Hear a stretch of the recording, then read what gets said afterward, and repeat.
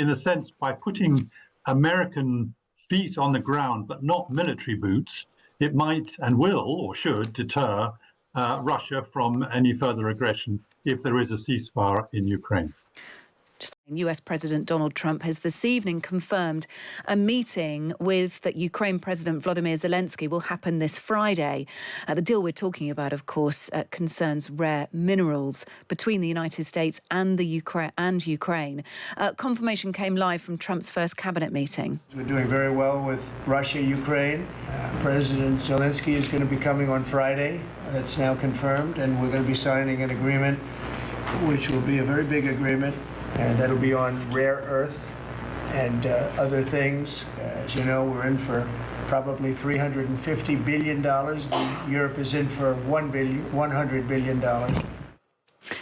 Donald Trump speaking earlier there. Meanwhile, Russian and US diplomats will meet in Istanbul tomorrow. Russia says the talks will focus on resolving bilateral disputes that form part of a wider dialogue they see as crucial to ending the Ukraine war.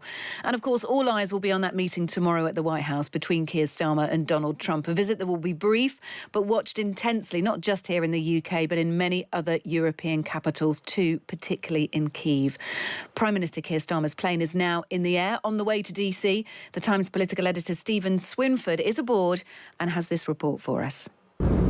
I'm talking to you from the Prime Minister's plane as he travels to Washington for what is a pivotal summit. It's fair to say that this is one of the most consequential meetings between a British Prime Minister and a US President for generations. It matters because of the context. We've got a new president who has upended the world order. We've got massive uncertainty over what's going on with Ukraine, and we've also got the prospect and threats of tariffs against Britain. So what Starmer says and does here matters. Stephen Swinford, the Times political editor there. Well, Michael Evans is a former defence editor at the Times and joins us now. Michael, good evening. Good evening. So the meeting back in the diary after some doubts.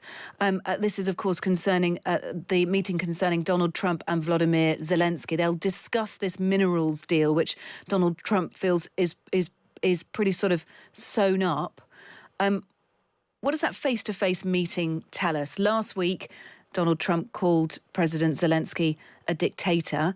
This week, he's set to meet him to sign off on a very significant deal. Well, the key change is obviously this minerals deal that Trump is after. He talked about it being worth billions and billions of dollars. I mean, I guess it will be worth quite a lot of money, although it's difficult to know how much. But the key thing here is that both Trump and Zelensky have actually found common ground here. Zelensky wants more than anything at all to have some sort of security guarantee for Ukraine. If there is a peace deal, he wants some sort of either peacekeepers or some sort of guarantee that will prevent or deter Russia from any further aggression against Ukraine. And Trump wants to make money and to have a deal with Ukraine, but very subtly, in my view, I think behind this is a potential deal that will please Zelensky and Trump. Trump has always said he doesn't want to put American boots on the ground. In fact, Joe Biden said that, his predecessor. But if there's a deal for American companies to get involved in excavating these rare earth materials, which is what Trump wants and what apparently is going to be signed on Friday, then this means that there'll be a lot, maybe thousands of Americans in Ukraine. They will all need some sort of protection, probably security contractors. So in fact, there's going to be a large bunch of Americans in Ukraine. And I think Trump said in his press conference earlier, I think he said, no one's going to mess with us if they know that we've got lots of Americans in Ukraine. And I think that's possibly true, that in a sense, by putting American feet on the ground, but not military boots, it might and will or should deter Russia from any further aggression if there is a ceasefire in Ukraine. Just on the terms of the deal, there's no money mentioned, is there? We know that there was a bit of toing and froing. Donald Trump at one point, the United States, asking for $500 billion worth of mineral wealth. But certainly the reports we're seeing say that this demand has now been dropped. Do we know anything about about how much the US, I suppose, financially will be involved in Ukraine to this point?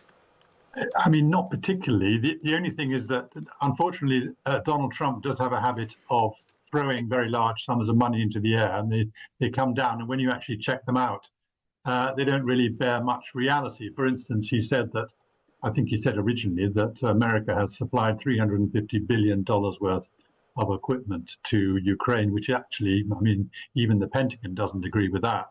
I think the figure is closer to 182, 183 billion dollars. So I think his 500 billion that he threw up in the air originally was because he was sort of trying to say, well, our American taxpayers have spent $500 billion propping up Ukraine and helping them to to fight Russia.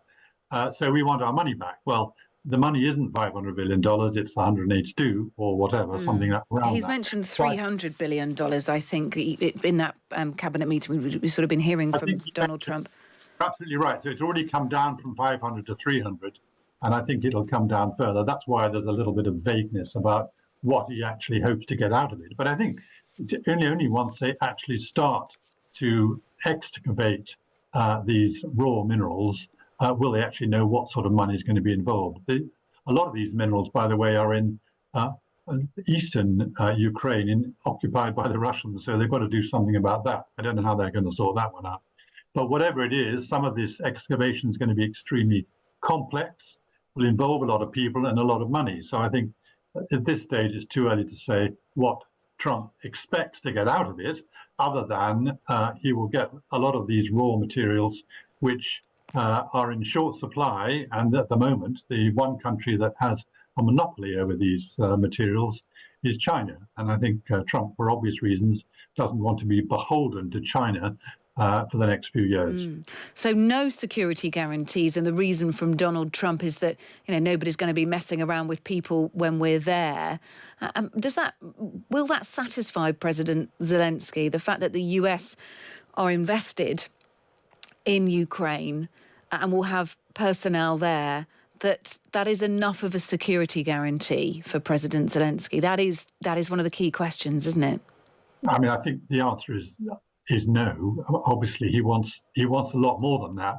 But I think in his meeting with Trump on Friday, the president will be pretty persuasive in saying, we are going to have boots on the ground. Okay, they won't have weapons, and they won't be able to fight the Russians if the Russians come over the border again. But nevertheless, we're there. We, the Americans, are investing in your country. And therefore, that should be some sort of deterrent. But obviously, Zelensky wants a lot more. He's thinking, the future of Ukraine, not just the next 4 years. He's thinking of a long way ahead, and he wants to have some sort of security guarantee that will be a sort of permanent deterrent to Russia. And that can only come from having some sort of peacekeeping force, if that's going to happen. A peacekeeping force in Ukraine. I'm not sure whether that's ever going to happen, but obviously Zelensky is going to push this in his meeting on Friday. Yeah, well, look, Keir Starmer may also push this when he meets with Donald Trump. So far, it's only France and the United Kingdom that have said they are prepared to put boots on the ground in a peacekeeping force, should that be part of any peace agreement between Ukraine and Russia.